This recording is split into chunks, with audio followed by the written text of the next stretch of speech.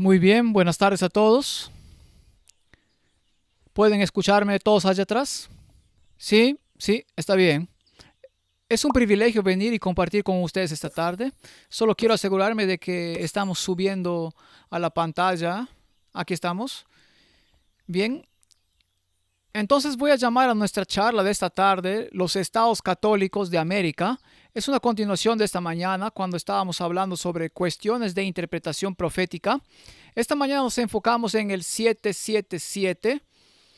El primer siete fueron los 7 años de locura de Nabucodonosor. Y ahora Nabucodonosor es un paralelo de la experiencia de Satanás. Y luego miramos el séptimo milenio de la historia de la tierra que encontramos en los escritos de la hermana White. Y luego miramos el tercer siete que fue el séptimo día, el sábado, como un sello de Dios en la crisis final. Y paralelo a eso, quiero hablar esta tarde sobre los estados católicos de América. Porque acabamos de pasar por una elección en los Estados Unidos y esas elecciones tienen consecuencias para todos nosotros. Y después de que el presidente Trump fue elegido, en todo el mundo ha habido cambios en la política exterior en todo el mundo como resultado de esa elección. Incluso antes de que asumiera el cargo, y vemos estas cosas hoy. Así que Israel y Hamas acordaron un alto al fuego ayer y el regreso de todos los rehenes. Y decimos, alabado sea el Señor, por eso.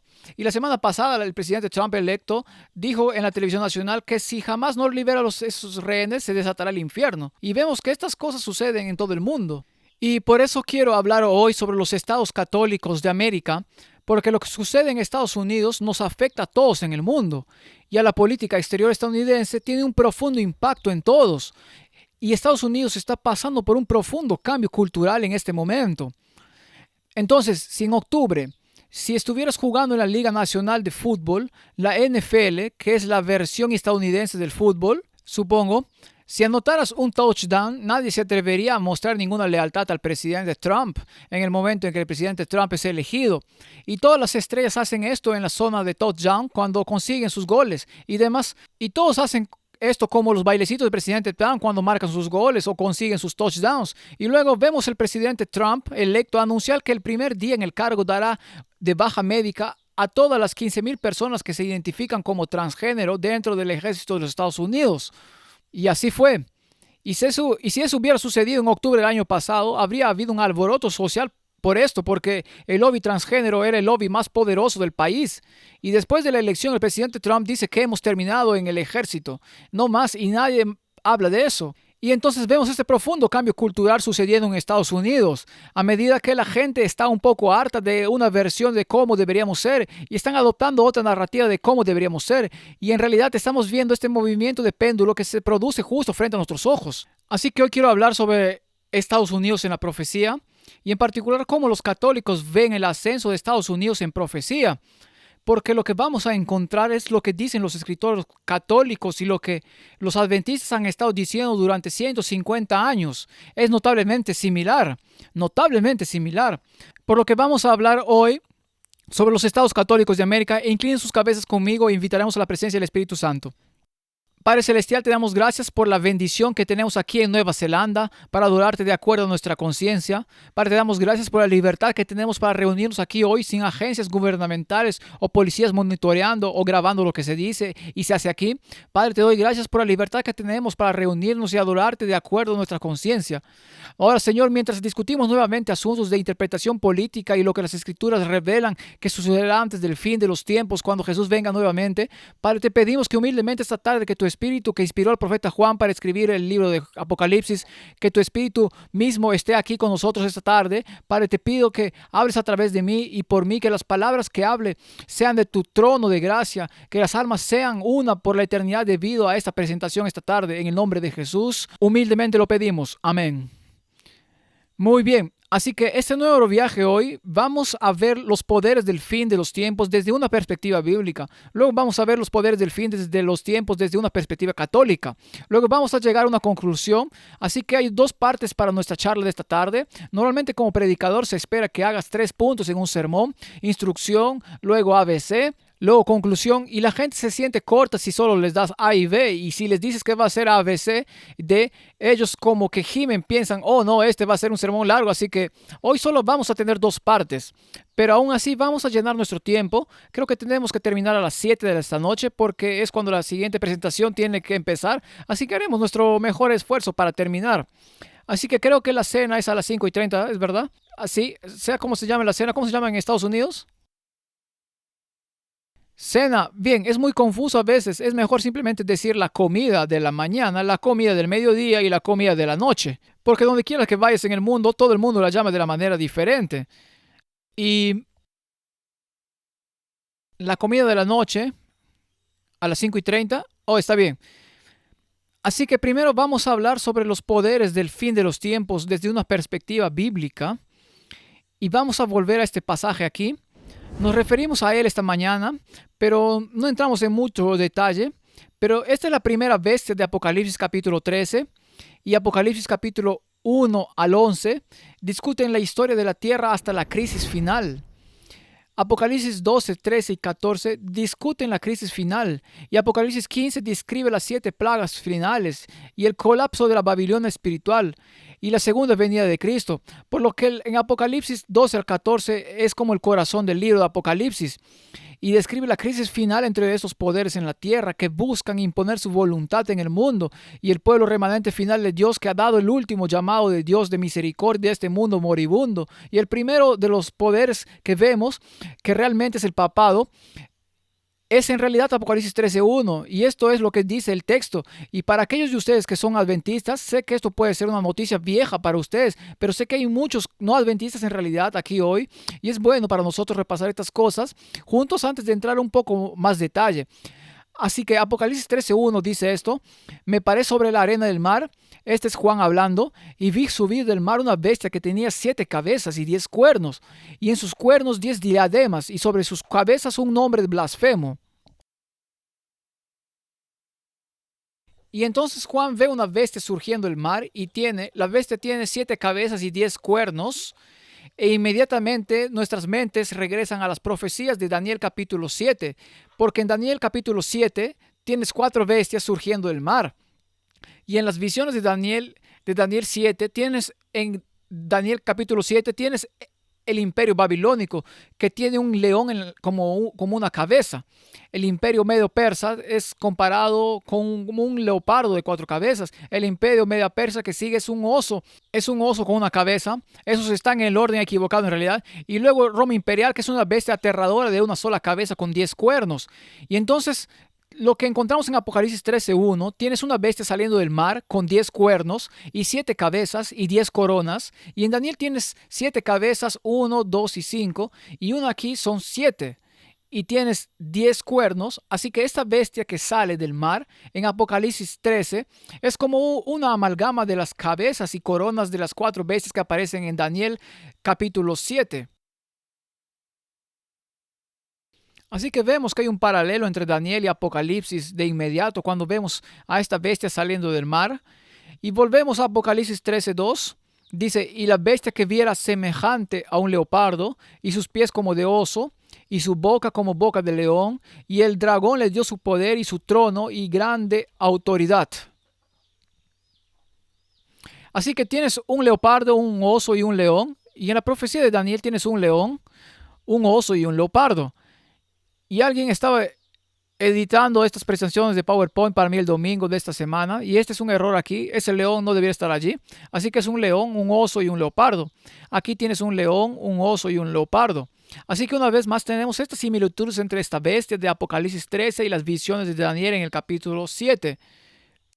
Y los protestantes que identificaron a esta bestia que sale del mar en Apocalipsis 13, en los primeros 12 versículos allí, la identificaron como el papado. Y hay muchas razones por las que harían eso. Y he predicado en otros lugares sobre por qué el papado cumple con las definiciones del anticristo en 2 de Tesalonicenses capítulo 2. Cuando lo repasas versículo por versículo está muy claro que el papado representa el anticristo en el Nuevo Testamento. Pero lo primero que decimos es que esta bestia surge del mar. Y si quieres interpretar la escritura con la escritura, ¿qué representa la palabra aguas o los mares? Bien, en Apocalipsis 17:15 nos describe lo que representa la palabra aguas o mares.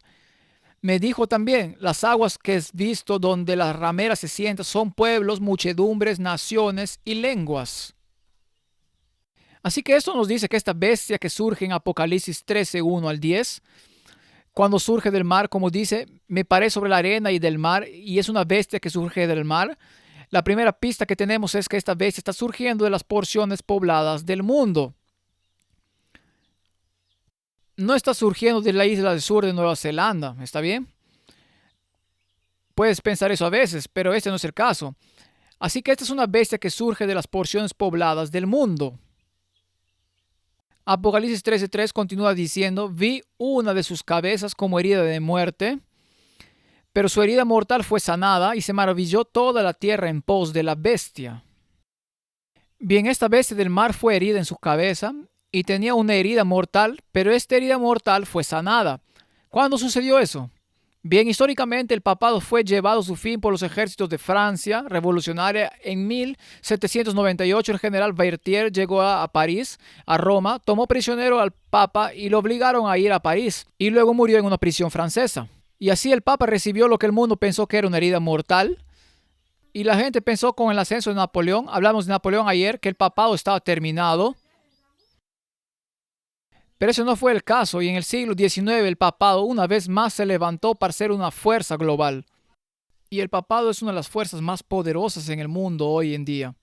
Es una unión de iglesia y Estado. Apocalipsis 13:4 dice esto. Y adoraron al dragón que había dado autoridad a la bestia. Y adoraron a la bestia diciendo, ¿quién como la bestia y quién podrá luchar contra ella? Y entonces detrás de esta bestia está el dragón. Ese dragón en Apocalipsis 13:3 es... ¿Quién es el dragón? Satanás de Apocalipsis capítulo 12.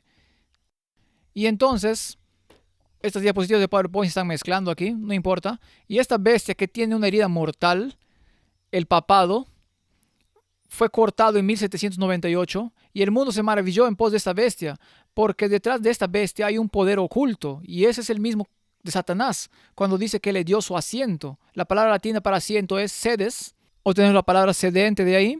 El papado le llama el asiento sagrado, es el asiento sagrado. Y así el papado recibe su asiento o su trono del mismo Satanás. Y así este poder es adorado por el mundo. Y si sigues, por ejemplo, los viajes de Juan Pablo II alrededor del mundo, donde quiera que fue tratado como un héroe conquistador. Y lo que sucedió con el colapso del comunismo en Polonia a fines de la década de 1980, el papado fue un jugador clave en el colapso de la ex Unión Soviética. Y el papado y el presidente Ronald Reagan se unieron para derribar a la Unión Soviética a fines de la década de 1980. Y por eso este pasaje aquí dice que la gente del mundo adora al dragón que le dio poder a la bestia. Y adoraron a la bestia diciendo, ¿quién es como la bestia y quién es capaz de luchar contra ella? Y ahora, esto es algo tangencial, pero en Apocalipsis 12 y 13 tienes una deidad falsificada. Tienes a Satanás, tienes la bestia del mar, tienes la bestia de la tierra y Satanás es una falsificación de Dios el Padre. La bestia del mar es una falsificación de Jesucristo. Y la tercera bestia, la bestia de la tierra, es una falsificación del Espíritu Santo. Y hay muchos paralelos que podemos ver para tratar con eso. Pero, por ejemplo, su herida mortal fue sanada. Y miras, más adelante habla sobre el cordero que recibió una herida mortal y el cordero fue herido. Y entonces hay muchos paralelos entre esta bestia aquí, la primera bestia de Apocalipsis 13, y la vida, el ministerio de Jesucristo mismo. Así que esta bestia del mar reclama la adoración del mundo. Ahora, ya que el Hijo Divino de Dios, Jesucristo, pudo recibir adoración, y por eso Tomás en Juan 20:28 dijo, mi Señor y mi Dios, y Jesús recibió adoración de parte de Tomás, el discípulo. De la misma manera, el papado reclama el derecho de recibir la adoración de la humanidad. Y en el derecho canónico, el Papa se le llama Dios. El derecho canónico es la ley de la Iglesia Católica Romana. Y así en la decretal de Gregorio XIII, Canon 7, el Papa es literalmente llamado Dios. Se le llama Señor y Dios. En la decretal de Gregorio IX, el Sacrum Sacrimoni, tiene la frase: la silla apostólica, que es el trono del Papa, es el asiento de Dios, y el decreto de Gregorio lee al pontífice romano no como un simple hombre, sino como Dios verdadero reina en la tierra. Y así sucesivamente. Esto es del derecho canónico católico, esto no es inventado, puedes comprobar estas cosas por ti mismo, pero el derecho canónico católico romano afirma esencialmente que el papado o el papa es Dios en la tierra. Y es una afirmación asombrosa que tienen, y por eso afirman ser Dios en la tierra. Ellos reclaman el derecho de recibir la adoración de la gente aquí en la tierra. El papa reclama las prerrogativas de Dios. Así que, por ejemplo, ¿se doblará ahora toda rodilla? ¿Se doblará toda rodilla y confesará que Jesucristo es el Señor? ¿Sí o no? Sí, encuentras eso en Filipenses 2, 10 al 11. El Papa requiere que los suplicantes vengan ante Él con reverencias y besos hasta el día de hoy. Jesucristo fue confesado por un demonio como el Santo de Dios en Marcos 1:24, por Gabriel como Santo en Lucas 1:35 y fue llamado por Pedro el Santo de Dios en Hechos 2:27. Y el papado se autodenomina su santidad, a pesar de ser llamado en las Escrituras el hombre de pecado. Según las Escrituras, Daniel 2:29, toda la sabiduría pertenece a Dios, y sin embargo el papado afirma la doctrina de la infalibilidad. Y en realidad la doctrina de la infalibilidad es una doctrina interesante porque a pesar de que es una invención relativamente reciente en el dogma católico, no más de 200 años de antigüedad, para lo que sirve es para vincular a los papas que tienen todas las declaraciones de los últimos 1000 años. Así que aunque el Papa afirma su infalibilidad cuando habla en su función oficial de enseñanza del magisterio de la Iglesia y piensas que es genial poder hablar cuando eres infalible, eso es algo maravilloso. Pero en realidad, lo que el Papa diga hoy debe ser lógicamente consistente con todas las declaraciones anteriores de los papas que se remontan a más de 1000 años. Porque si eres infalible hoy, ellos deben haber sido infalibles en ese entonces y por lo tanto lo que dijeron en 1125 o 1333 también debe ser cierto hoy. Así que el hecho de afirmar que eres infalible significa que estás obligado por todas las encíclicas y bulas papales y mensajes al mundo durante los 1000 años. Eso restringe en gran medida la libertad de maniobra de Papa.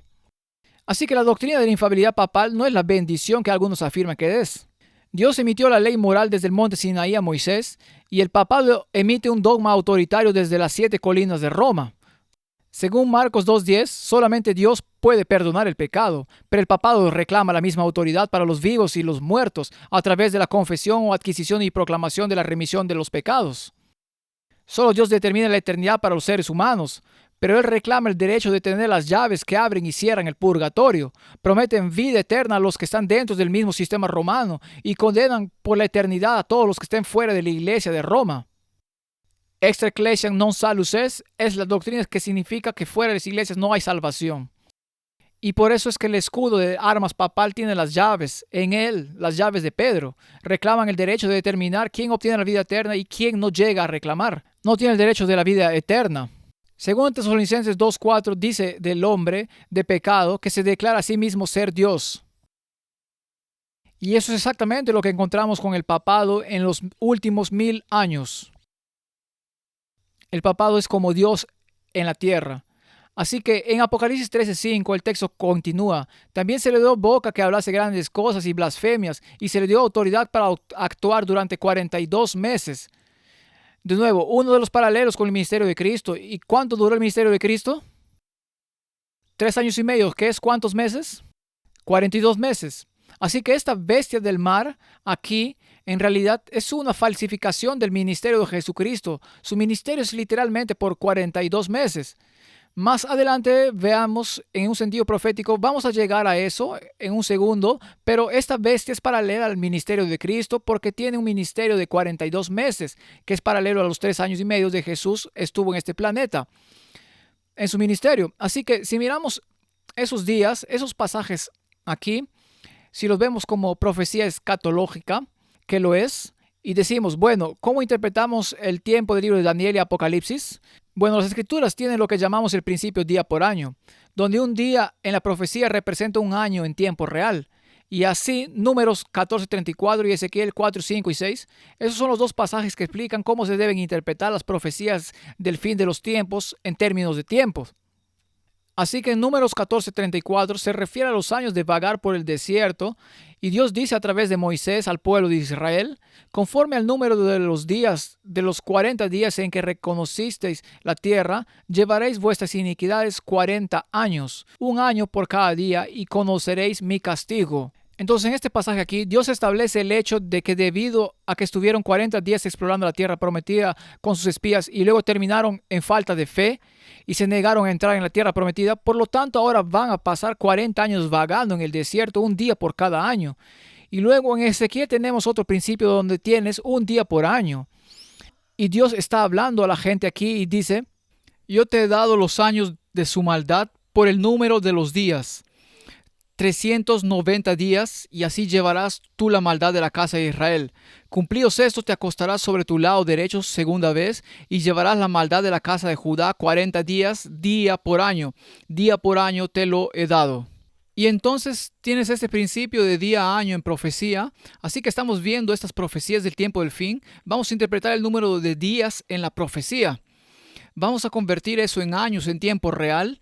Y entonces hay un periodo de tiempo profetizado consistentemente a lo largo de los libros de Daniel y Apocalipsis, y estos son 1260 días, y esas son las referencias que puedes ver en la pantalla allí.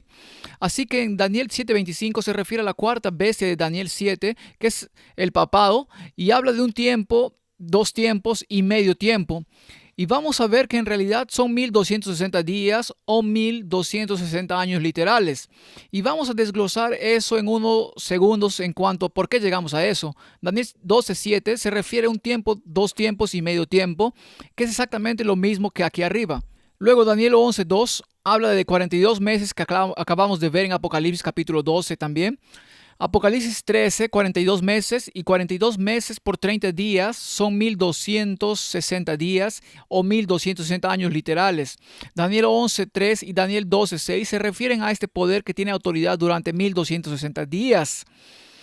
Daniel 12:14 un tiempo, tiempos y medio tiempo, y Daniel 13:5, 42 meses, una vez más representado 1260 días o 1260 años literales. Ahora, si estás recibiendo este marco de tiempo repetidamente en el libro de Daniel, ¿qué te dice sobre lo importante que es esto? Es un asunto muy importante, ¿sí? Esto es un asunto muy importante, ¿sí? Sí, sí, eso es Apocalipsis, sí, sí.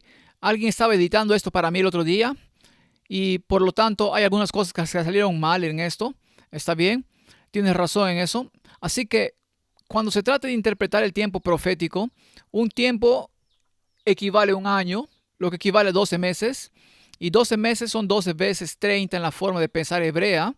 Entonces un tiempo representa 360 días proféticos. Dos veces, por lo tanto, equivale a 2 años, 24 meses, que representan 24 veces 30 días, son 720 días proféticos. La mitad del tiempo representa 6 meses, que son 6 veces 30, esos son 180 días proféticos. Entonces un tiempo, dos tiempos y medio tiempo es igual a 42 meses, 42 veces 30 es igual a 2260 días proféticos, y como un día es igual a un año, es decir, 1260 años literales. Eso nos da porque todo esto se refiere a una entidad, la cuarta bestia de Daniel 7 o la bestia del mar de Apocalipsis 13. Tenemos esta era de supremacía papal desde el establecimiento del Papa por decreto del emperador Justiniano en el año 538 después de Cristo. Después que el emperador Belisario ganó las batallas finales contra los reinos arrianos de Italia, hasta 1798, cuando el Papa fue depuesto por los ejércitos de Francia revolucionaria. Son 1260 años literales, y por lo tanto los adventistas no son los primeros en decir esto. Esto ha sido bien establecido por muchos intérpretes proféticos protestantes que se remontan a 500 o 600 años en este punto aquí, y si alguna vez quieres leer más sobre esto, te animo a leer algo llamado La fe profética de nuestros padres. Es una serie de 4 volúmenes, y cuando lees ese libro ves cómo había sacerdotes católicos en los 1200 y 1300 que estaban haciendo este mismo argumento. Entendieron las implicaciones de esta profecía de tiempo de Apocalipsis capítulo 13, y en realidad fueron los sacerdotes católicos los primeros en decir que el papado es el anticristo y es la bestia del mar de Apocalipsis, mucho antes que llegaron los protestantes, y lo dijeron en los años 1500 en adelante. Así que Apocalipsis 13, 6 al 10 dice esto: y abrió su boca en blasfemias, la bestia del mar o el papado, y abrió su boca en blasfemias contra Dios para blasfemar su nombre, de su tabernáculo y de los que moran en el cielo. Así que es un poder blasfemo, y se le permitió hacer guerra contra los santos y vencerlo. Es un poder perseguidor. También se le dio autoridad sobre toda tribu, pueblo, lengua o nación. Eso significa que es una iglesia universal, y la palabra católica significa que es mundial. Así que es la Iglesia Mundial con sede en Roma. Eso es lo que significa católico romano. Por lo que esta es una iglesia universal, es una iglesia blasfema y es una iglesia persecutoria. El texto continúa diciendo, y la adoraron todos los moradores de la tierra cuyos nombres no estaban escritos en el libro de la vida del Cordero, que fue inmolado desde el principio del mundo. Si alguno tiene oído, oiga. Si alguno lleva en cautividad, va en cautividad. Si alguno mata espada, espada debe ser muerto. Aquí está la paciencia de los santos y la fe de los santos. Y entonces este pasaje aquí nos da muchos detalles sobre la naturaleza blasfema y perseguidora de este poder papal, en particular que encontramos en Apocalipsis 13. Y nuevamente, si comparas la bestia del mar de Apocalipsis 13 con el cuerno pequeño de Daniel 7 y 8, ves que son muy similares. Entonces el cuerno pequeño de Daniel 7 y 8 habla grandes palabras contra Dios. La bestia del mar de Apocalipsis 13 pronuncia blasfemias contra Dios. El cuerno pequeño de Daniel 7:8 piensa cambiar el tiempo y la ley. Y la bestia de Apocalipsis 13 blasfema el nombre de Dios y su morada, y los que moran en el cielo. Y este pequeño cuerno de Daniel 7 y 8 pisotea el santuario celestial y el ejército, y que levantará a los santos por un tiempo, 2 tiempos y medio tiempo. Y la bestia del mar de Apocalipsis 13 hace guerra contra los santos, cuyos nombres están en el libro de la vida, durante 42 meses, o 1260 años literales. Y así hay muchos paralelismos entre las bestias de Daniel 7 y 8, el poder del cuerno pequeño y la bestia del mar de Apocalipsis capítulo 13. Y como adventistas, la mayoría de nosotros estamos muy familiarizados con esto, y realmente no vamos a entrar en muchos detalles aquí porque quiero llegar al corazón de lo que estamos hablando esta tarde. Así que establecimos como adventistas y protestantes durante 500 años, la primera bestia de Apocalipsis 13 es el papado. Y curiosamente, una vez fui a una serie evangelística en una ciudad de Estados Unidos y quería alquilar un salón público, y el único salón disponible estaba en una universidad luterana.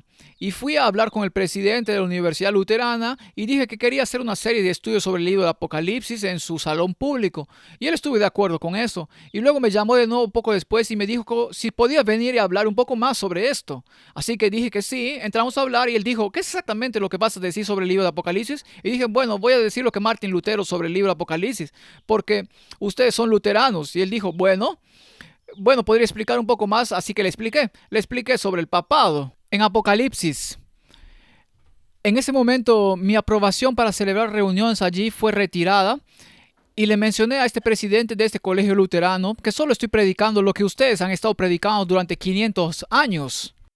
Pero el mundo ha avanzado desde entonces y la gente no quiere saber sobre esto. Y hay gente hoy que dice que la reforma terminó y que la herida ha sido sanada y que ya no necesitamos estar divididos entre católicos y protestantes. Porque, como saben, el malentendido de la reforma ahora se ha resuelto porque tenemos un entendimiento común de la justicia por la fe, supuestamente entre luteranos y católicos. Así que de todos modos, esta bestia del mar de Apocalipsis 13 es interpretada como el papado por los protestantes y los católicos desde hace muchos cientos de años. Y entonces llegamos a lo que leímos esta mañana y no voy a volver a leer todo esto ahora, pero esta mañana hablamos sobre la segunda bestia que sale del mar, de la tierra de Apocalipsis 13 y cómo esa bestia es los Estados Unidos de América. Y por lo tanto voy a pasar rápidamente aquí al papel de Estados Unidos en la profecía. ¿Y cómo lo ven los católicos? Porque vimos esta mañana en Apocalipsis 13:4, Apocalipsis 13:15, Apocalipsis 14:7, que el tema clave era la adoración, la coerción de la adoración. Y el tema no es solo a quién adoras, sino quién es la autoridad suprema en tu vida, en quién confías. Y los últimos 4 años todos tuvimos que preguntarnos en quién confías. Creo que tuvieron un primer ministro aquí que dijo que nosotros, el gobierno, somos tu única fuente de verdad o palabras en ese sentido, ¿sí? Y por su respuesta puedo ver que claramente crees en tus políticos aquí. Puedes saber cuando un político está mintiendo porque sus labios se mueven. Es muy indicador de que no te están diciendo la verdad. Así que quiero hablar ahora sobre los Estados Unidos en la profecía.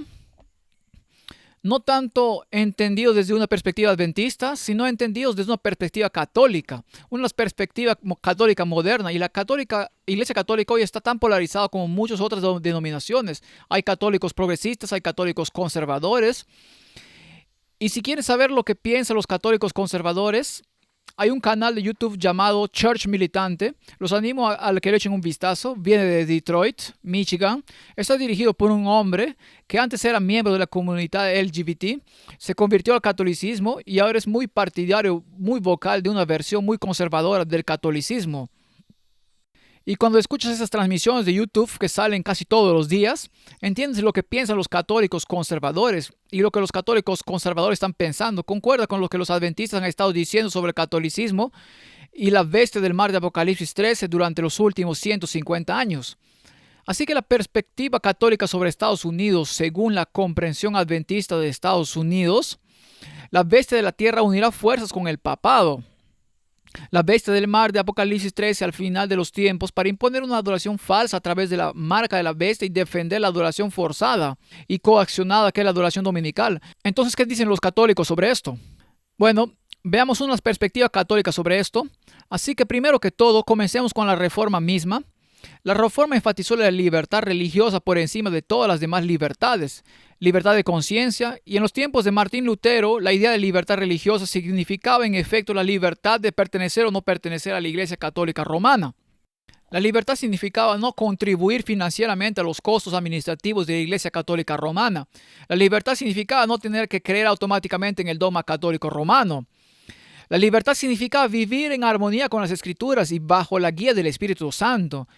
Y lo que sucedió fue que en la Reforma el cristianismo pasó como un péndulo, porque desde el siglo V en adelante, después de que un monje llamado Cyril dijo que la iglesia determina la interpretación de las escrituras, eso aclaró los debates cristológicos de los siglos II, III y IV, en el que hubo confusión en el cristianismo. Después de que el monje Cyril dijera que la iglesia determina lo que significa la escritura en lugar de que la escritura determine lo que significa la escritura. Desde ese momento los papas tuvieron una voz autoritaria del magisterio, que era el oficio de enseñanza de la iglesia. Y entonces cuando el tiempo de Martín Lutero, cuando el papa dijo esto es dogma, todos tuvieron que aceptar. Y con la Reforma el péndulo osciló hasta aquí y Martín Lutero dijo que en realidad todos tienen derecho a tener la Biblia en su propio idioma. Se llamaba vernáculo, es decir, su propio idioma. Todos tienen la Biblia, el derecho a tener la Biblia, la palabra de Dios en su propio idioma, y pueden leerla por sí mismos y el Espíritu Santo les concederá suficiente entendimiento para la salvación. Ese es un punto importante. Martín Lutero no dijo que el Espíritu Santo les concederá todo el entendimiento de todo lo que está en las Escrituras, sino que obtendrán suficiente entendimiento bajo la guía del Espíritu Santo, que es suficiente para tu salvación, porque el propósito de la Biblia es guiarte a la salvación. Y eso conduce a la reforma radical, la idea de que todos tienen la Biblia en su propio idioma, y tenemos la Biblia azul aquí. Sí, es una expresión de la reforma radical, y como adventistas tenemos nuestra escuela sabática trimestral, y estudiamos la Biblia, y la idea de estudiar la escuela sabática trimestral es que nosotros como adventistas debemos estudiar la palabra de Dios en casa todos los días para nosotros mismos. Ese es el propósito de la escuela sabática trimestral. Y luego lo que sucedió fue que aproximadamente 20 años después de la reforma de Martín Lutero, los campesinos en Alemania leyeron la Biblia por sí mismos y dijeron, bueno, no vemos los derechos divinos de los reyes, aristócratas o príncipes para gobernarnos. Entonces se levantaron en rebelión que se conoció como la rebelión campesina. Y la violencia fue bastante extrema en Alemania y se salió tanto de control que Martín Lutero se puso del lado de los aristócratas que estaban oprimiendo a los campesinos con gran violencia. Martín Lutero se puso del lado de los aristócratas y no del lado de los campesinos. Y la rebelión campesina fue aplastada. Y lo que sucedió fue que pasaron del magisterio de la Iglesia Católica a la reforma radical, de donde tenemos a los anabaptistas y a los menonitas hoy. Y luego Martín Lutero volvió a esta posición intermedia que dice que todos tienen derecho a entender las escrituras por sí mismos y leerlas en su propio idioma. Pero su comprensión privada debe estar sujeta al acuerdo del cuerpo de Cristo donde usted adora, que es más o menos donde estamos hoy como iglesia adventista. Usted puede tener nueva luz, afirma tener una nueva luz, pero luego decimos que tiene que traer eso al cuerpo de creyentes para orar cuidadosamente al respecto y ver si esto es verdad o no. Y ahí es donde estamos como adventistas hoy, y ahí es donde Martín Lutero pasó del oficio de maestro de la iglesia a la reforma radical, a algo así como la casa de transición, donde esperábamos leer las escrituras por nosotros mismos. Pero ningún hombre o mujer tiene el derecho exclusivo de la verdad, y usted debe someter su comprensión al consenso del cuerpo de creyentes. Y ahí es donde estamos hoy como iglesia adventista. Y ahí es donde Martín Lutero fue en su reforma. Así pues, en la reforma, en primer lugar, la libertad religiosa significaba la libertad de la iglesia católica romana. Pero todas esas libertades evolucionaron con el tiempo y ahora están consagradas en la Carta de Derechos de los Estados Unidos. Se deriva de la libertad religiosa básica proclamada por los escritores de la Reforma, como Lutero, Melanchthon y Zwinglio. Ahora, la libertad religiosa es la fuente de todas las demás libertades porque implica libertad de pensamiento.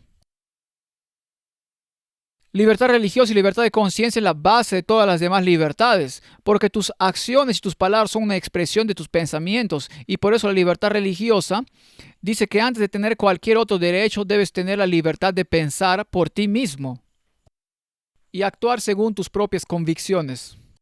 Y por eso en la Carta de Derechos de los Estados Unidos, que salió justo después de la Constitución, los fundadores de la República de Estados Unidos salieron con la Declaración de Derechos de los Estados Unidos y la primera enmienda incluye la primera enmienda es lo que dice que el Congreso no hará ninguna ley con respecto al establecimiento de una religión, conocida como la cláusula de establecimiento, o que prohibía el libre ejercicio de la misma, o restringir la libertad de expresión o de la prensa, o del derecho del pueblo a reunirse pacíficamente y a solicitar al gobierno la reparación de agravios.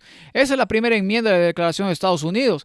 Y lo que es interesante es que todos los derechos en la Declaración de Estados Unidos, la segunda enmienda es el derecho a portar armas, entonces tienes el derecho a no tener las tropas del gobierno contigo, etcétera, etcétera. Hay toda una serie de derechos en la Declaración de Derechos, pero el derecho número uno, el primer derecho escrito por los fundadores de la República estadounidense, fue la libertad de religión. Porque entendieron que todos los demás derechos surgen de ese derecho fundamental, la libertad de conciencia. Todo lo que hagas después de eso, por ejemplo, todo lo que digas y todo lo que diga la prensa, y el derecho a reunirte y a pedir que se atiendan quejas, todo esto viene si tienes una mente libre aquí arriba. Todas esas son expresiones de lo que sucede aquí. Así que en la Constitución estadounidense y la Declaración de Derechos, en particular la Declaración de Derechos, la primera enmienda, la libertad de expresión, la libertad de reunión, la libertad de petición para la presentación de quejas, todas ellas se basan en la libertad religiosa. Y la libertad religiosa se considera la fuente y el fundamento de todas las demás libertades dentro de la Constitución de los Estados Unidos. Ahora bien, se puede argumentar que, por ejemplo, como predicador, si predicara alguno de mis sermones en Canadá, podrían arrestarme en el acto. Si predicara mis sermones en Inglaterra, podrían arrestarme en el acto por supuestos delitos de odio. Si predicara en Irlanda, que están aprobando una legislación extrema sobre delitos de odio, podrían arrestarlo en el acto. Pero como predicador en los Estados Unidos puedes decir casi cualquier cosa que quieras en el púlpito y nadie puede procesarte porque tienes libertad de religión. Y por lo tanto, la libertad que nos brinda esta primera enmienda es inmensa, es la marca de oro, el punto de referencia, el estándar de oro para las libertades en todo el mundo. Y si Estados Unidos cae, la libertad caerá en todo el mundo también. Ninguna otra nación tiene una cláusula tan absoluta como esta. Ahora, la Corte Suprema de los Estados Unidos la ha modificado un poco. Por ejemplo, al prohibir el libre ejercicio de la misma, la Corte Suprema de los Estados Unidos en varios casos ha dicho que hay algunas cosas que no se pueden hacer en el libre ejercicio de la religión. Por ejemplo, no se permite practicar el sacrificio de niños en Estados Unidos como parte de su religión. Y alabado sea el Señor, sí, sí, sí. Y hubo algunas decisiones de la Corte Suprema relacionadas con las drogas restringidas en ceremonias religiosas para los nativos americanos, pero como regla general esta cláusula establece un muro entre la Iglesia y el Estado en la Constitución de los Estados Unidos. Y nuestro sistema legal, por ejemplo, como pastor en los Estados Unidos, eres empleado de la Iglesia y básicamente significa que si la Iglesia quiere que sea así, no tienes derechos laborales. Todas las protecciones legales de empleos federales de Estados Unidos, como la ley de estadounidense con discapacidad y demás, ninguna de ellas se aplica a usted si es pastor o empleado de una iglesia, porque los tribunales federales no quieren intervenir en el asunto relacionado con la iglesia.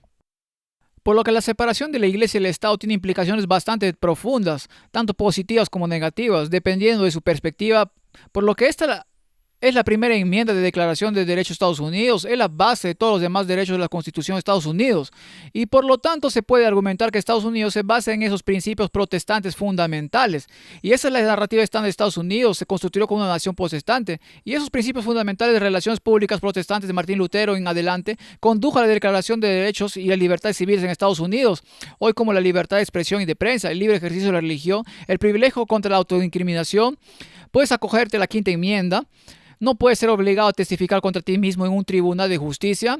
Eso significa acogerte a la quinta enmienda. Tiene la independencia del jurado del dictado judicial, el derecho a no ser encarcelado sin causa o habeas corpus que se remonta a la Carta Magna, y también tienes nuestro contrato social construido sobre la Declaración de Derechos y la Constitución de Estados Unidos. Por lo tanto, liberaron a los protestantes de la cruel supervisión totalitaria, sanguinaria y vengativa del papado durante la Edad Oscura en Europa. Y los principios de la Reforma sirven para borrar toda la jerarquía social, eclesiástica, económica y política de la Edad Oscura. Sin embargo, en la narrativa protestante, la comprensión católica de esto es algo diferente. Un escritor católico escribe: Estados Unidos está conectado de manera católica, etiquetado como protestante y actualmente funciona como secular, porque Estados Unidos perecerá sin Roma. Este es un tema común que se encuentra. La idea de que Estados Unidos era oficialmente protestante es la narrativa de los padres peregrinos que vinieron en Inglaterra en Mayflower, que llegó a Massachusetts y así sucesivamente. Pero cuando los fundadores establecieron la Declaración de Independencia y los redactores escribieron la Constitución, en realidad incorporaron al sistema legal estadounidense principios católicos, no principios protestantes. Por lo tanto, que Estados Unidos regrese a sus raíces no es regresar a una versión protestante de Estados Unidos, es regresar a una versión católica. Esa es la idea central aquí. Y entonces, ¿por qué dirían esto? Bueno, Estados Unidos está conectado al catolicismo, supuestamente según los católicos de hoy, pero está funcionando como una república secular, según estos escritores. La degeneración secular y el fracaso progresivo de nuestras instituciones cívicas, el colapso de nuestro discurso político y el colapso de la moralidad pública destruirán la república estadounidense a menos que Estados Unidos regrese a algo del pasado que no sea una cosmovisión protestante, sino una cosmovisión católica para salvar la república. Es por eso que las personas como Donald Trump son tan populares. Hacer que Estados Unidos vuelva a ser grande es una narrativa convincente porque muchas personas ven el colapso moral en Estados Unidos que está sucediendo particularmente en los últimos 20 a 30 años. Es claro para muchos hoy que Estados Unidos ha estado en decadencia social. La libertad se ha convertido en libertinaje y en degeneración moral. Celebramos el asesinato de infantes en el útero y la mutilación de nuestros niños una vez que están fuera del útero, todo en nombre de las diferentes ideologías seculares. Y es por eso que conceptos como MAGA, hacer América de nuevo o el cuarto sí giro se están volviendo muy populares en el discurso político popular estadounidense hoy en día. Así que en el cuarto giro tienes este concepto aquí de que la paz produce abundancia, la abundancia produce orgullo, el orgullo genera peleas y las peleas traen guerra, la guerra trae botín y botín pobreza, pobreza paciencia y la paciencia paz. Así que la paz trae guerra y la guerra trae paz. Eso fue acuñado en 1280 por Jean Damien, pero esa idea es una especie de idea popular. La expresión más popular de esa idea se encuentra en Sheikh Rashid, pero estas son las ideas del cuarto giro. Los tiempos difíciles crean hombres fuertes, los hombres fuertes crean tiempos fáciles, los tiempos fáciles crean hombres débiles, los hombres débiles crean tiempos difíciles. Tienes que criar guerreros, no parásitos. Y hay algo de verdad en esa afirmación aquí, de que los tiempos difíciles crean hombres fuertes y los hombres fuertes crean tiempos fáciles. Construyen una gran sociedad y cuando tienes una gran sociedad, los hombres fuertes se convierten en hombres débiles o los sociólogos los llaman machos beta. Y los hombres débiles conducen a tiempos difíciles porque no pueden defender o sostener lo que tenemos. Y entonces hay necesidad de una nueva generación de tiempos difíciles que exige que los hombres fuertes den un paso adelante una vez. Y esta es la idea. Si lees el libro El Cuarto Giro, es un libro muy popular en Estados Unidos en este momento. Cada 20 años pasamos por uno de estos cambios. Y Estados Unidos ahora están aquí. Hombres débiles que crean tiempos difíciles. Y tenemos que volver a esta era aquí. Así que ahora estamos en el cuarto giro de aquí y para aquí y el movimiento MAGA es una expresión de esta ideología subyacente de que Estados Unidos necesita volver a lo que era el pasado para volver a ser grande. Así que esto es muy popular en el pensamiento popular estadounidense en este momento. Lo ves en las redes sociales, lo ves en escritores y oradores populares, pero volvamos de nuevo a la visión católica de esto. Y los escritos católicos se basan principalmente en este tipo aquí, Agustín de Hipona, lo llaman San Agustín. Hipona es la actual Túnez, era de África del Norte, y Tomás de Aquino, que murió alrededor de 1274 después de Cristo. Y de hecho, cuando lo lees los escritos católicos, lo que te llama la atención casi de inmediato es una falta casi total de la referencia a las escrituras. Si alguna vez lees algunos libros del Papa Benedicto XVI y lees los escritos de Juan Pablo II y lees algunos otros escritores católicos famosos, si lees por ejemplo a Hans Kung, el teólogo católico que fue un reformador en los años 60 y 70, lo que te llama la atención casi de inmediato como protestante es la falta casi total de referencia a la palabra de Dios. Lo que encuentras son referencias constantes a Agustín o Aquino. Ellos son los pensadores dominantes en la cosmovisión católica y tiene que infiltrarse a través de Agustín, Hipona y Santo Tomás de Aquino, como lo llaman. Y Tomás de Aquino en particular tiene un papel dominante en el pensamiento católico moderno desde que vivió en la Edad Media allí. Y así Tomás de Aquino escribió que hay 4 tipos de ley y lo puse en la pantalla. Hay una ley eterna, hay una ley natural, hay una ley positiva y hay una ley divina. Entonces, ¿cuáles son exactamente estos 4 tipos de leyes que defendió Tomás de Aquino y que se aceptan en la teología católica actual como una especie de dogma estándar? La primera es la ley eterna, que es el plan de Dios para el universo y todos sus habitantes, incluyendo la gravedad y los otros principios científicos o matemáticos que gobiernan nuestro gobierno.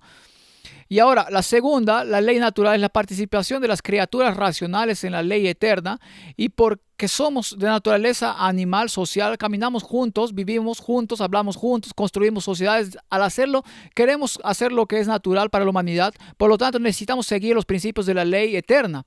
Luego la ley positiva, la tercera ley en la jerarquía, esas son las costumbres y leyes y regulaciones hechas por los gobiernos a nivel nacional en un intento de aplicar la ley natural a individuos y sociedades. Y cuarto en la lista está la ley divina, conocida por nosotros como la ley moral o el decálogo o los 10 mandamientos. Y notas en esta jerarquía de la ley que los 10 mandamientos están aquí abajo. Como adventistas colocamos los 10 mandamientos aquí arriba, no los reconocemos en absoluto, pero esto aquí en los escritos católicos y de Santo Tomás de Aquino, la ley divina, los 10 mandamientos están aquí abajo. Esta es la menos significativa, esto es deducido por teólogos católicos, esto es deducido por los teólogos católicos, esto es implementado por los gobiernos de todo el mundo, pero la ley de Dios en sí está sujeta en todas estas otras cosas. Por lo que cree que es posible cambiar los tiempos y la ley en Daniel capítulo 7. Porque esto debe estar sujeto a lo que hemos determinado aquí. Y por lo tanto la ley positiva incluye, por ejemplo, leyes sobre la propiedad. Y en el pensamiento católico, Tomás de Aquino está pensando, todos los bienes deben ser mantenidos en común, así es como entendieron la ley eterna. Toda propiedad material debe ser mantenida en común para el bien común.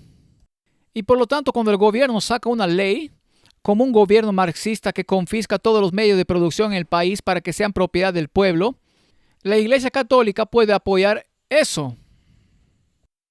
Felizmente, a pesar del hecho de que es una violación del mandamiento de no robarás, porque es natural que todos los bienes de la sociedad se utilicen para el bien común.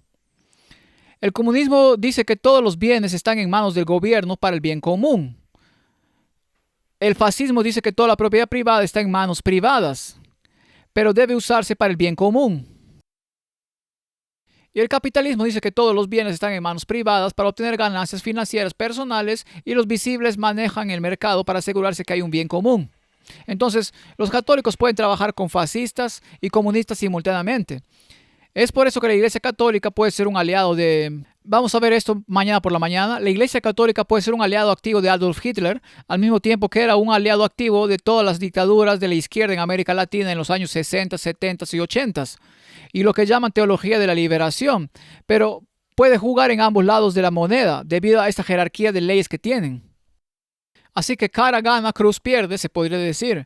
En la teología católica, cuando se trata de leyes de propiedad y demás, pero estos son los 4 tipos de leyes de Tomás Aquino expuso, y esto es algo así como un dogma católico que hoy existe. Hay una jerarquía de leyes y estas leyes se aplican a cómo se establece Estados Unidos como nación.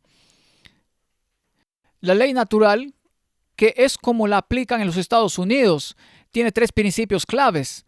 El primer principio es que la naturaleza es moral, o la naturaleza está compuesta de seres morales libres. Entonces, ¿por qué afecta esto a Estados Unidos? Argumenta que dentro del mundo natural somos creados como seres humanos libres y moralmente responsables, y Dios nos da la inteligencia para que podamos ser moralmente responsables.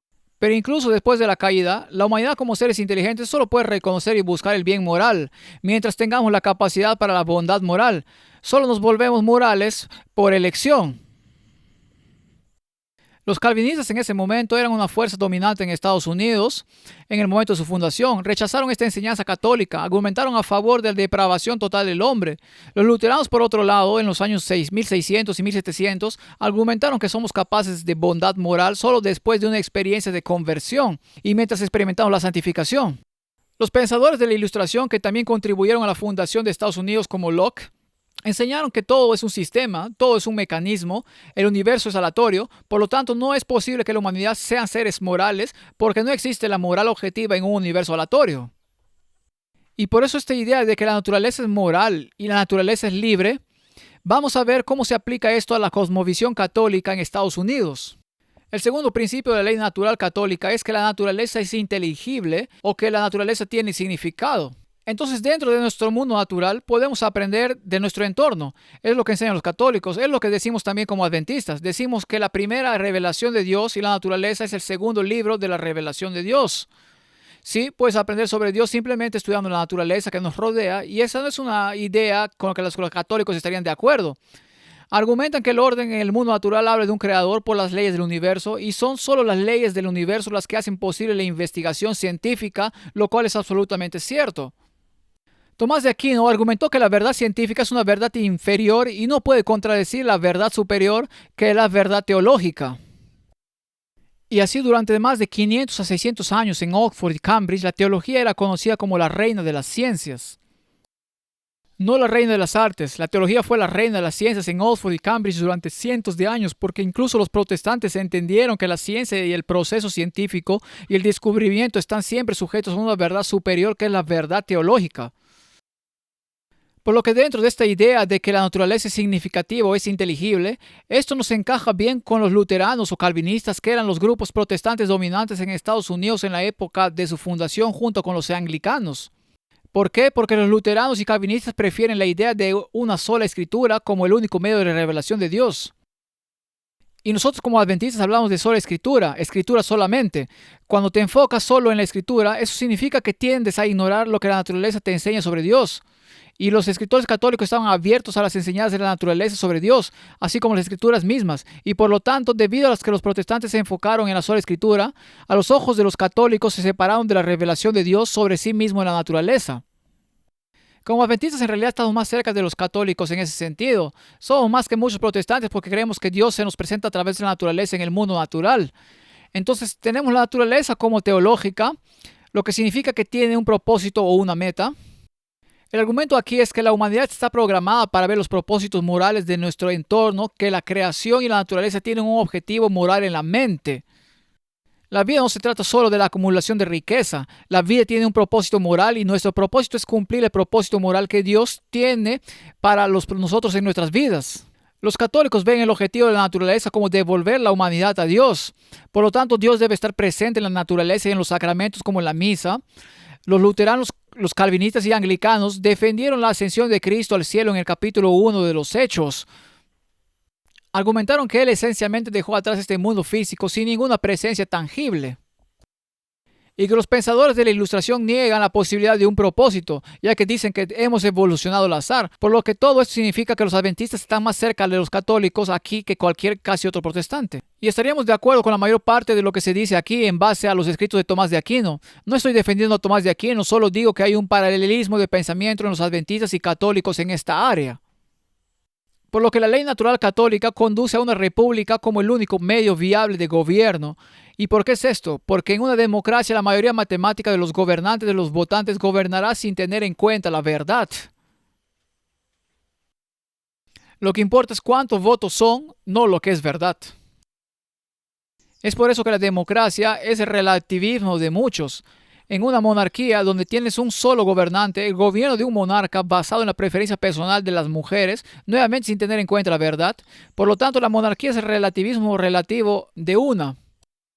Una verdadera república, según el pensamiento natural católico, presupone la verdad absoluta como contrapeso a los caprichos de los votantes mal informados. Y entonces el pensamiento natural católico argumenta que la verdad es importante para nosotros, para que la sociedad sobreviva, y la mejor forma de sociedad es una sociedad formada por un electorado moral informado, que es notablemente similar a lo que Washington y Benjamin Franklin argumentaron en la fundación de los Estados Unidos. Y entonces en el pensamiento natural católico, una verdadera república tiene 6 componentes centrales. Los he enumerado para ti. Tienen un régimen de derechos naturales. Vamos a llegar a los derechos naturales en un momento. Está encabezado por un gobierno limitado. Está poblado por una ciudadanía moral que puede concebir adecuadamente la personalidad y el humanismo. Y en quinto lugar, la familia y la economía. Y en sexto lugar, el progreso científico y tecnológico. Y si eres un estudiante de historia estadounidense, sabrás que la idea de un gobierno limitado es una gran idea. Y la idea de que Estados Unidos solo sobrevivirá es si está poblado por una ciudadanía moral. Los fundadores estadounidenses reconocen que la Constitución estadounidense está escrita de tal manera que Estados Unidos solo sobrevivirá si la gente en ella actúa con moderación moral. Y es un componente central de la ley natural católica.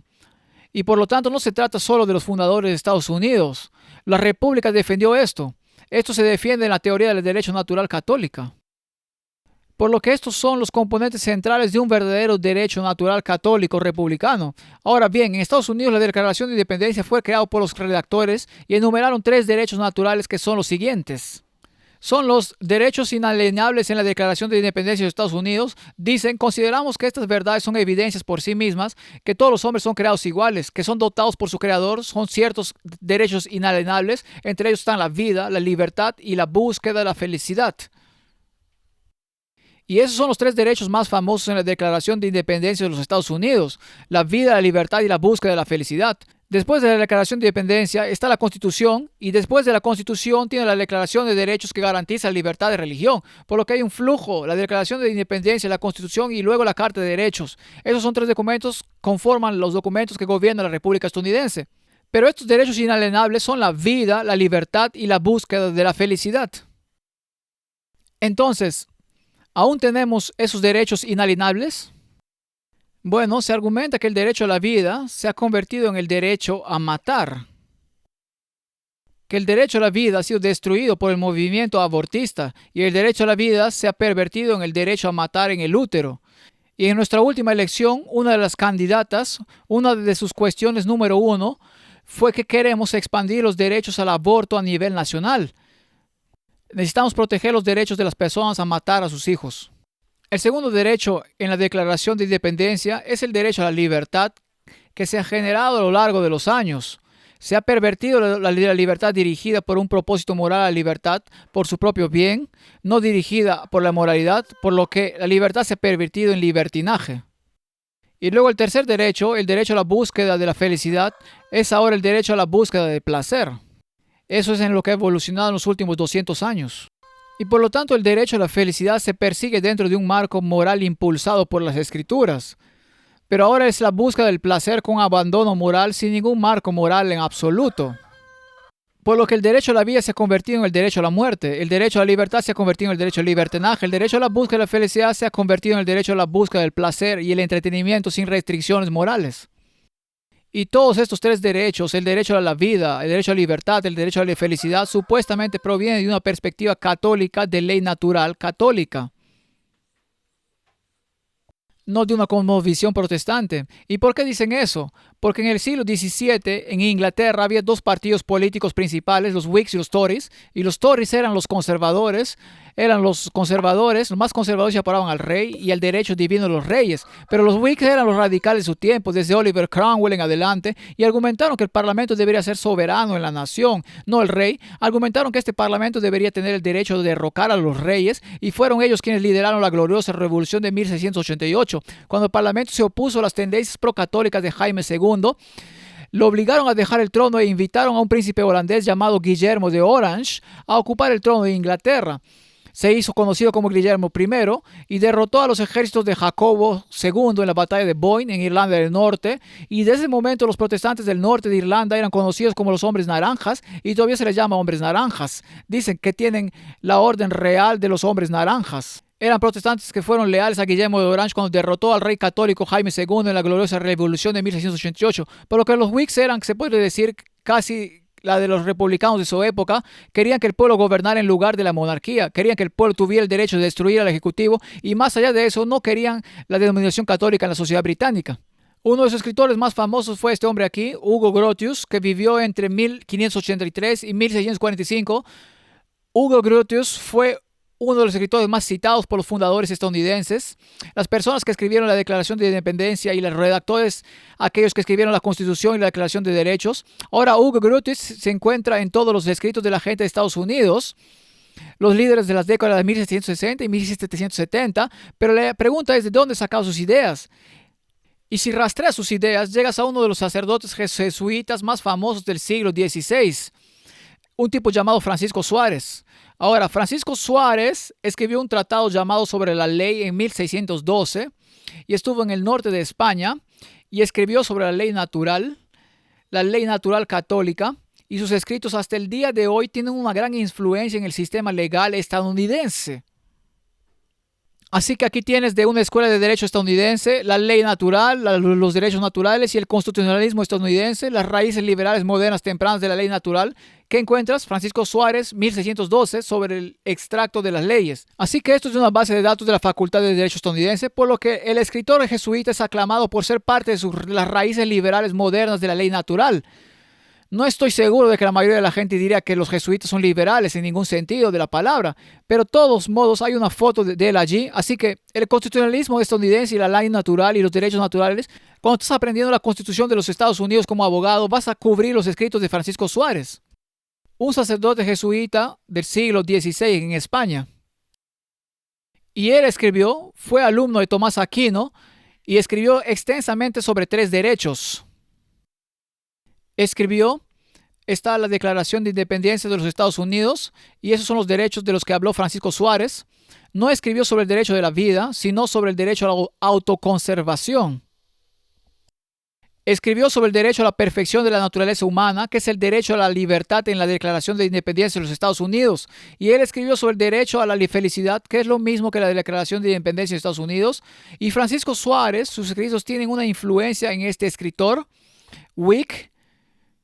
Hugo Grotius, que fue uno de los escritores más citados por los fundadores de los Estados Unidos a principios de la década de 1770 y mediados de 1770. Y así se puede rastrear este pensamiento de la ley natural católica que incluso ahora se enseña en las escuelas jurídicas estadounidenses. Esta idea de los derechos en nuestra Declaración de Independencia son realmente del pensamiento católico en lugar del pensamiento protestante.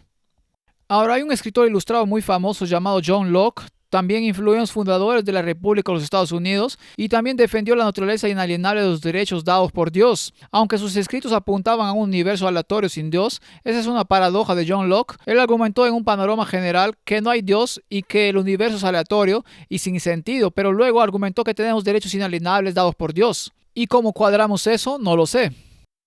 Así que el punto sobre esto es que tanto los escritores protestantes como los de la Ilustración en la época de la fundación de la República Americana impulsaron ideas que los fundadores de Estados Unidos aceptaron como derechos naturales, es decir, el derecho a la vida, la libertad y la felicidad, sin reconocer que esos derechos se basan en la ley natural católica y en los escritos de Aristóteles, Tomás de Aquino y el sacerdote jesuita Francisco Suárez. Por lo que Estados Unidos sigue siendo supuestamente protestante, pero en realidad está programado como una república católica. La Constitución también está supuestamente programada para ser católica. ¿Y por qué decimos eso? Bueno, en primer lugar debes preguntarte qué es una Constitución. Y una Constitución es un documento en el que los derechos naturales de los ciudadanos que anteriormente fueron pisoteados por un régimen tiránico se transforman en derechos políticos por el nuevo régimen en la Constitución. Por lo que una constitución incluye derechos políticos. La constitución son derechos naturales que se codifican en derechos políticos dentro del sistema legal, y una constitución específica que los derechos naturales han sido ganados por el pueblo en su revolución, y también especifica el procedimiento para garantizar esos derechos en el futuro. Así que, por ejemplo, los británicos siguieron acuartelando sus tropas con las familias estadounidenses en la Revolución estadounidense y causaron muchos daños a las casas donde se alojaban, por lo que en la Declaración de Derechos está el derecho de que el gobierno no vuelva a construir tropas con ciudadanos estadounidenses. Por lo que está codificado el abuso de poder por parte de los británicos, se aborda directamente la Declaración de los Derechos de Estados Unidos. Y cuando los británicos confiscaron armas, la Declaración de Derechos consagra el derecho a portar armas por parte de las personas. Y así lo encontramos en la Constitución de los Estados Unidos. Es una reacción a que los británicos le estaban haciendo a los colonos. Y esos colonos se aseguraron de que los abusos que experimentaban fueran codificados o escritos en la Declaración Constitucional de Derechos. Y se encuentra que a través de las revoluciones a lo largo de la historia, cuando las personas han sido abusadas de cierta manera, el área de abuso que han experimentado cuando hay una revolución o reforma, esa área de abuso se aborda específicamente en la nueva Constitución. Encuentras eso y una y otra vez a lo largo de la historia de la humanidad. Así que un principio central en la Constitución de los Estados Unidos es el federalismo. Ahora, la idea detrás del federalismo es que la mayoría de las decisiones se toman a mejor nivel local, preferiblemente a nivel estatal en lugar de a nivel federal, y es mejor mantener el poder político a nivel comunitario. Y esa es la idea del federalismo.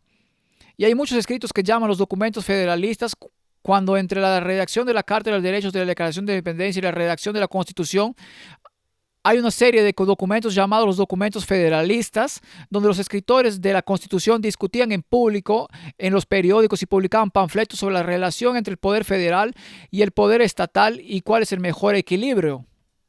La forma de lograr un equilibrio saludable de controles y contrapesos de poder entre la autoridad federal y estatal. Bien, bueno, esta es la idea del federalismo que surgió en la Guerra Civil estadounidense, cuando la gente hablaba de los derechos estatales. Si un estado dice que está bien tener esclavos, ¿por qué el gobierno federal tiene derecho a anular eso? Y así la idea de los derechos de los estados se convirtió en sinónimo del derecho a tener esclavos en las décadas de 1860 y 1850. Pero incluso hoy en día la idea de los derechos de los estados es muy importante.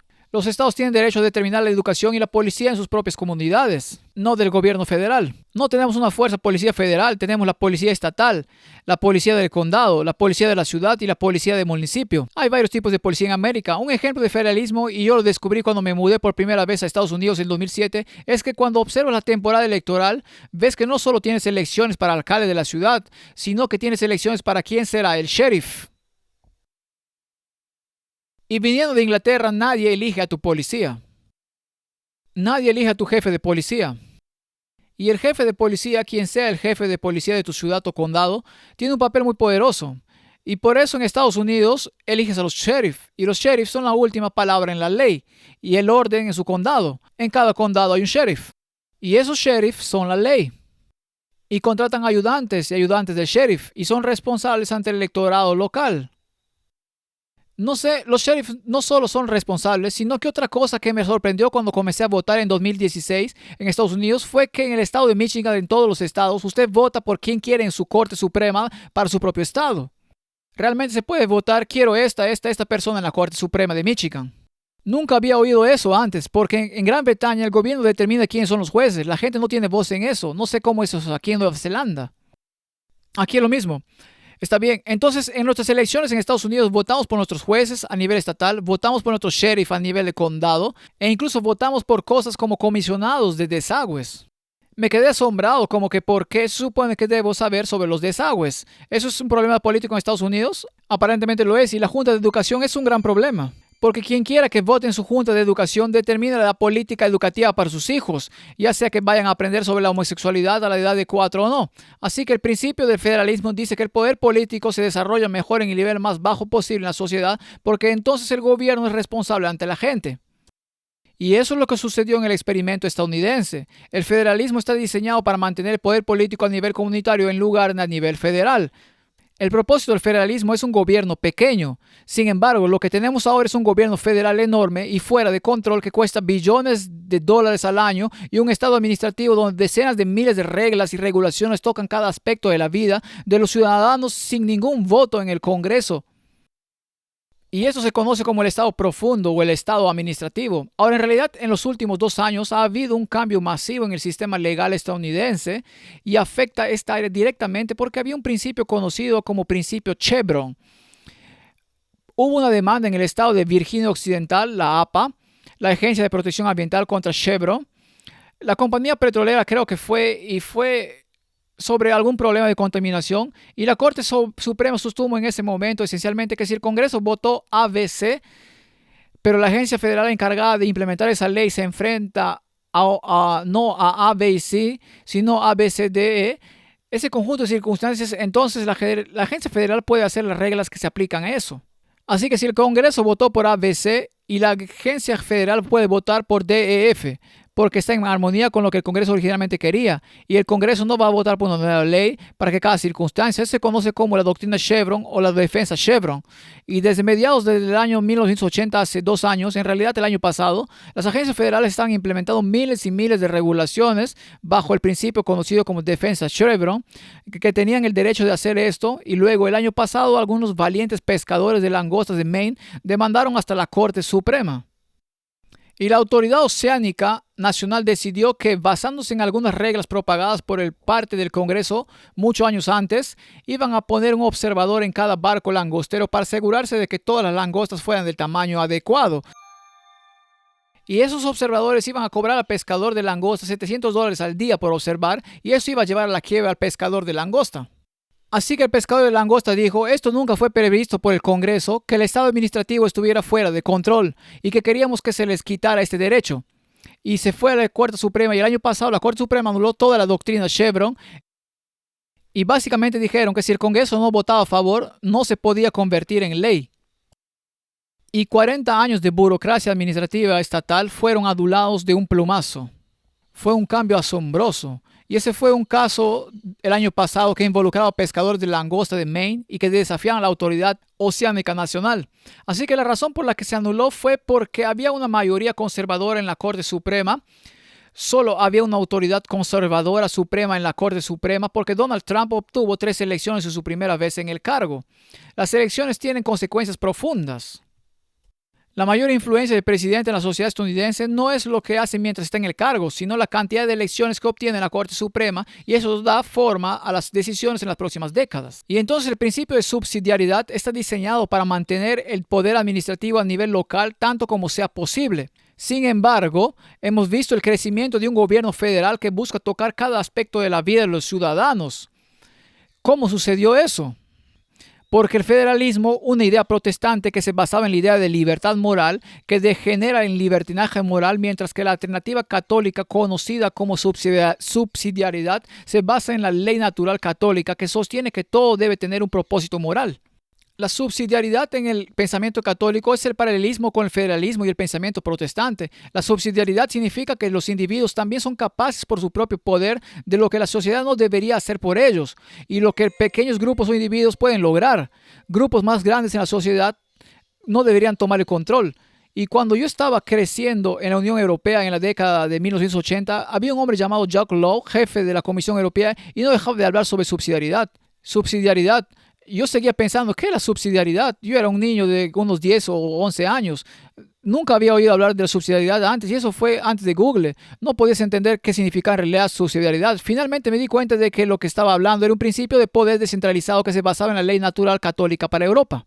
A eso se refería con la Comisión Europea. De modo que lo que vemos hoy en Estados Unidos es que los vastos poderes del gobierno federal sugieren que el federalismo ha fracasado. Tomás de Aquino escribió, el niño pertenece al padre y no al Estado. Estamos de acuerdo con él en eso. Si vas a la Unión Soviética, si hubieras ido a la Unión Soviética, descubrirías que esencialmente una madre y un padre eran simplemente una pareja reproductora, pero el Estado era dueño de sus hijos. Y el Estado podía quitárselos y ponerlos en cualquier parte del país que quisiera. Podía obligarlos a ingresar al ejército, podía ejecutarlos o podía ponerlos en una fábrica en algún lugar a voluntad del gobierno. Entonces, en la Unión Soviética, los niños eran esencialmente propiedad del gobierno. Era simplemente una pareja reproductora. Y en la Unión Soviética, si tenías 10 hijos, te volvías conocida como una mate heroína, una madre heroína. Mate heroína significa una madre heroína. Y cuando estaba trabajando en la ex Unión Soviética, visitaba mujeres que tenían un poco de metal de hojalata aquí y tenían URS, SSP. Eso es URS en ruso. Y tenían mate heroína escrito. Soy una madre heroína, tengo 10 hijos o más, y si tenías 10 o más hijos recibías un premio como un auto para niños, que probablemente no valía nada. Pero puedes meter 10 niños en un auto. ¿Está bien? Necesitas alrededor de 4 autos para poner a tus hijos en eso. Pero de todos modos te convertís en una madre heroína. Pero el punto sobre esto es que el crecimiento del Estado ha desplazado el papel de la familia en la sociedad.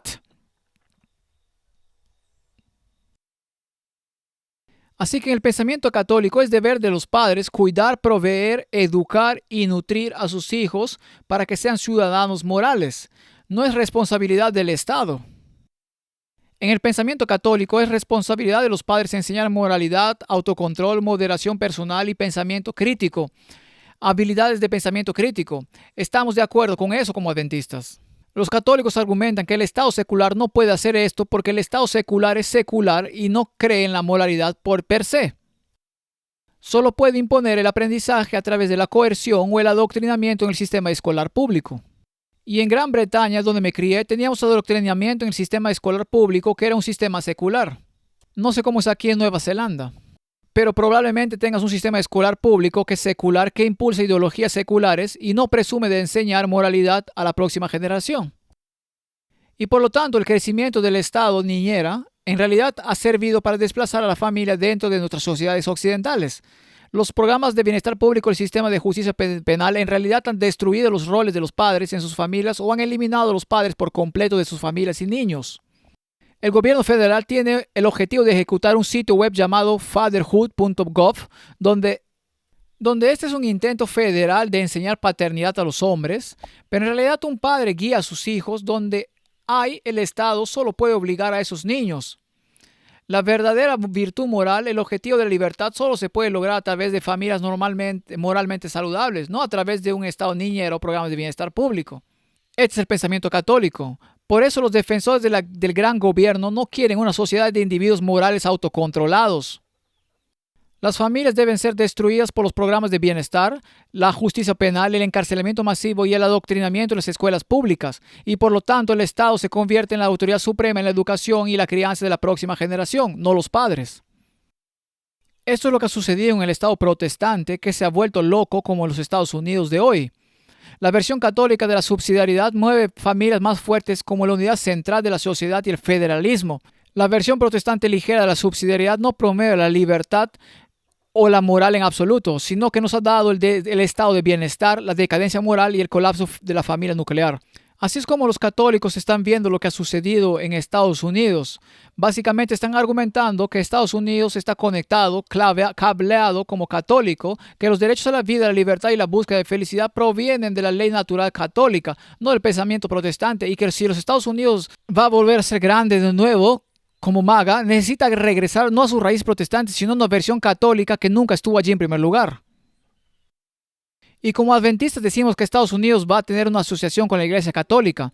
La segunda bestia del Apocalipsis será socia de la primera bestia de Apocalipsis 13. Hemos predicado eso durante más de 150 años y los católicos ahora están diciendo lo mismo, que Estados Unidos tiene que volver a convertirse en una nación católica con el fin de restaurarse a su grandeza original ya imaginada por los fundadores y redactores. Entonces, ¿qué decimos aquí hoy para concluir? El papel profético de Estados Unidos en la tierra en los últimos días están claramente establecidos en las Escrituras y en el espíritu de profecía. Entendemos que Estados Unidos en los últimos tiempos formará una alianza con el papado, formará una unión persecutoria de iglesia y Estado para formar su propia unión de Estado, iglesia y Estado, entre el papado y los Estados Unidos. La bestia y la imagen de la bestia impondrán la adoración falsa, que es la adoración dominical a nivel mundial, utilizando mandatos económicos, presión de no comprar y vender, y finalmente la pena de muerte para todos los que reciban la marca de la bestia. Es el mensaje de Apocalipsis 13. Lo tocamos esta mañana, lo tocamos de nuevo esta tarde, y en respuesta, los mensajes de los 3 ángeles de Apocalipsis 14 llaman a toda la humanidad a rechazar esta coacción para la adoración falsa y adorar al verdadero Creador en verdad y en obediencia, lo que significa santificar el día de reposo según el 4º mandamiento. Estados Unidos hoy, después de las últimas elecciones, está pasando por un profundo cambio cultural. El momento en que el presidente Trump fue elegido es como si la censura se detuvo casi de la noche a la mañana en las redes sociales. Es como si hubiera un nuevo aliento de libertad en la nación. Y ahora puedes decir cosas sin miedo a que te cancelen, mientras que en octubre, si decías las mismas cosas, eran canceladas por la política social. La gente se está levantando, el péndulo está empezando a oscilar desde una versión dura del secularismo donde todo vale, y la gente está disgustada por eso debido a los extremos que trae. Ahora el péndulo está empezando a oscilar de nuevo.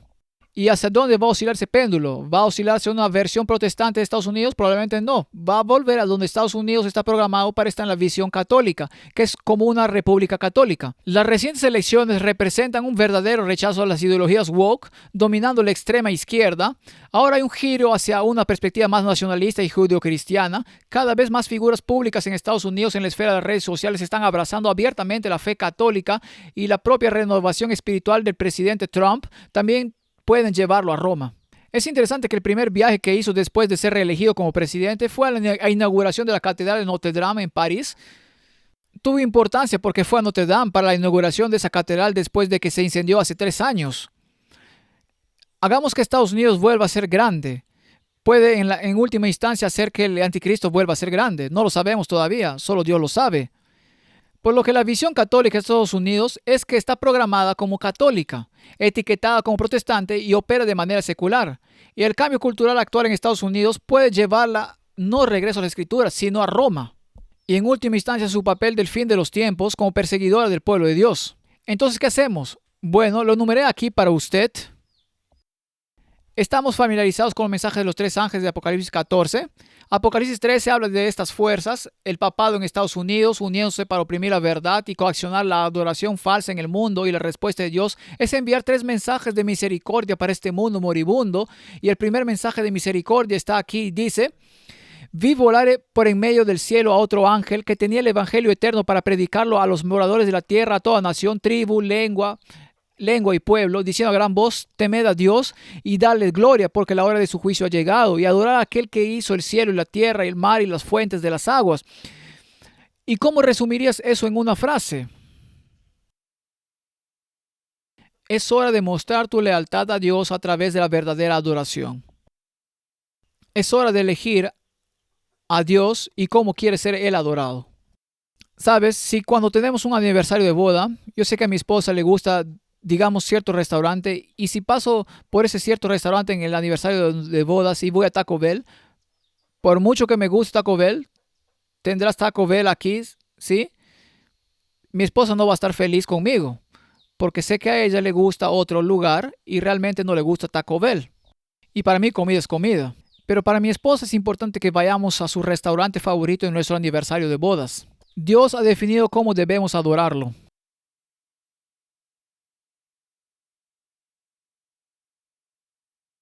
Así que Dios ha definido cómo debemos adorarlo. Debemos adorarlo en espíritu y en verdad. Y hay maneras en que podemos adorar a Dios que son agradables a Dios. Y hay maneras de adorarle que no agradan a Dios. Si no me creas, lee Isaías 58.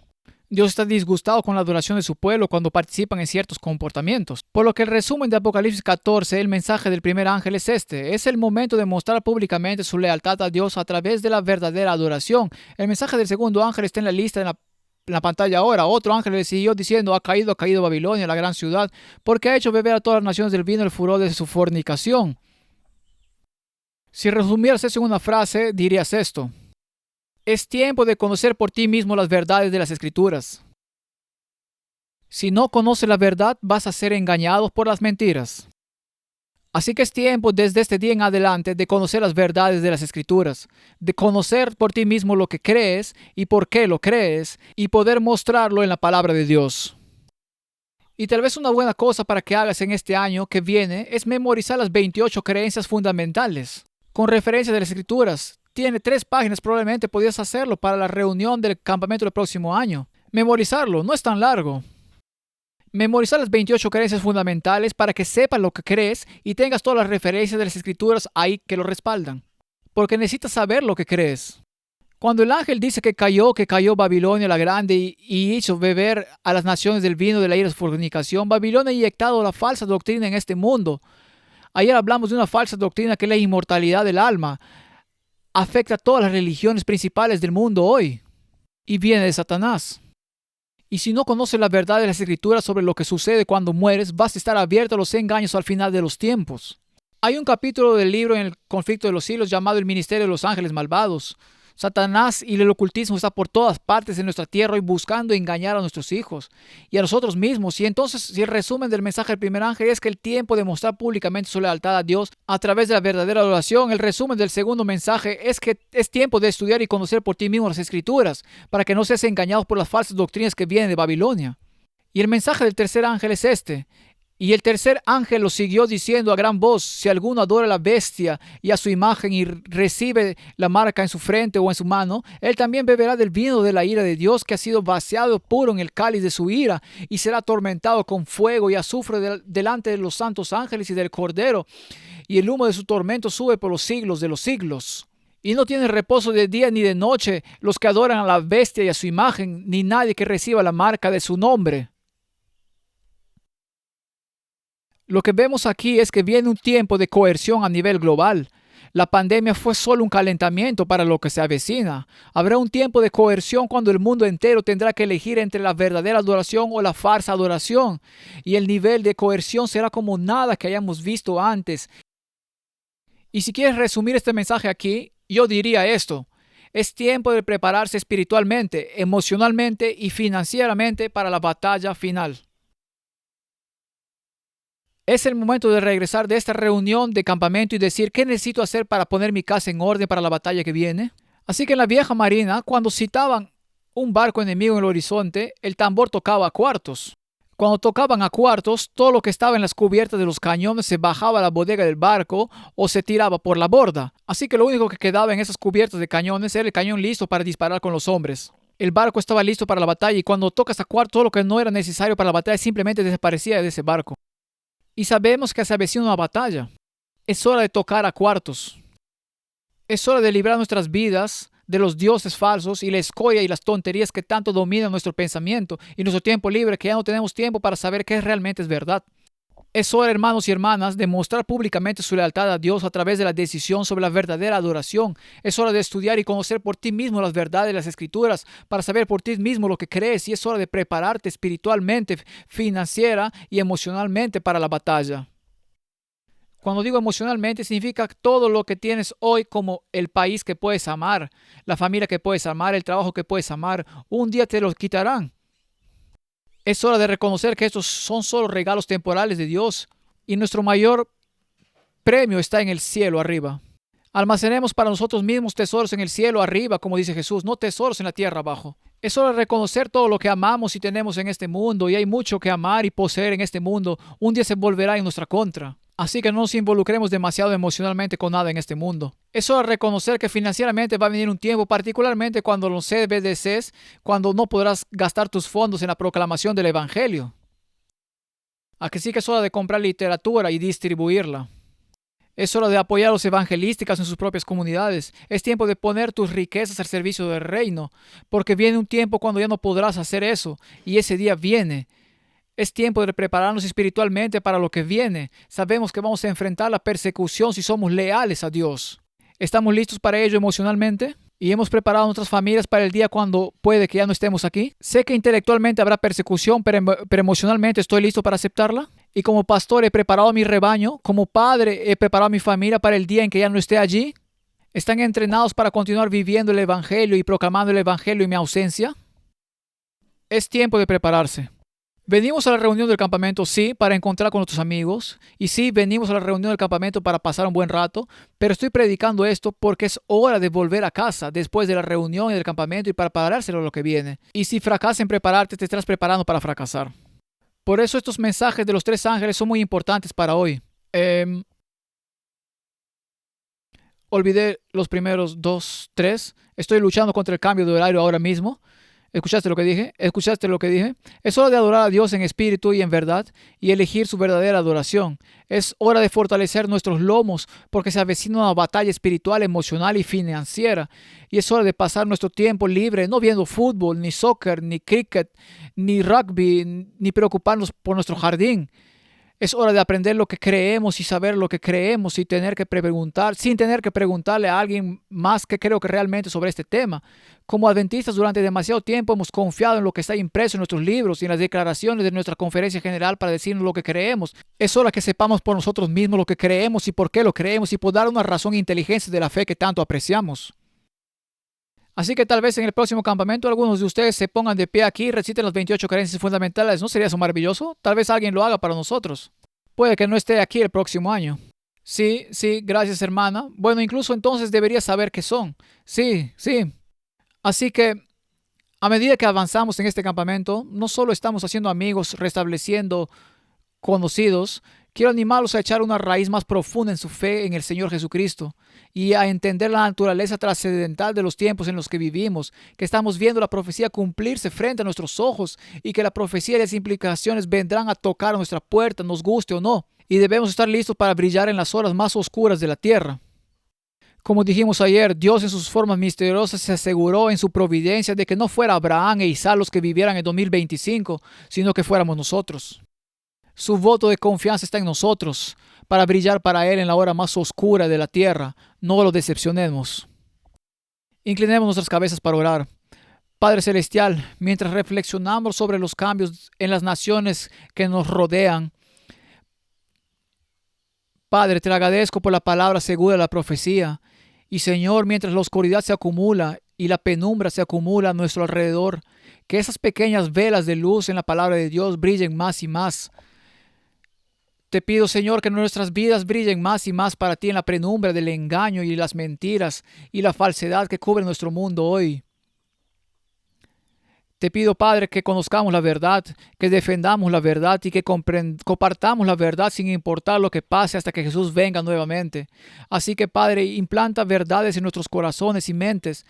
Señor, danos el don de la retención de la memoria, danos el don del tiempo. Oramos, Señor, para que seamos administradores fieles del tiempo que nos has dado, para que podamos ser capaces de dar una razón de la fe que tanto apreciamos. Y te pido, Padre, que cuando Jesús venga nuevamente en las nubes de gloria, cada uno de nuestros nombres se encuentre en el libro de la vida del Cordero.